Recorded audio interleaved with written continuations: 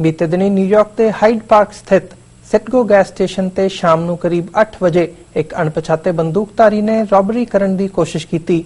Gas station के मालक 58 साला अमरीक सिंह की दलेरी कारण बंदूकधारी अपने यत्नां विच कामयाब ना हो सकिया।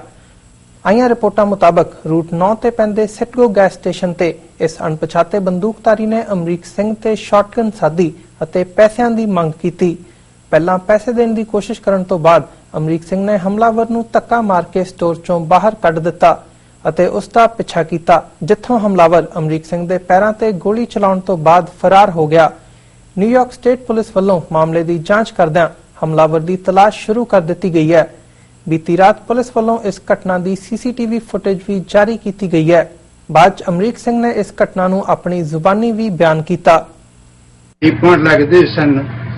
He said, give me money. I said, come back. I go like this, go ahead, go ahead. So he gave me back and I put the money in the bag, tried to put the money back. Then his hand is right here because he tried to grab this things. My shoe like this. I threw the shoe for his face. This kind of shoe I have. I'm here and he shot the gun on the ground. This time I'm not scared nothing.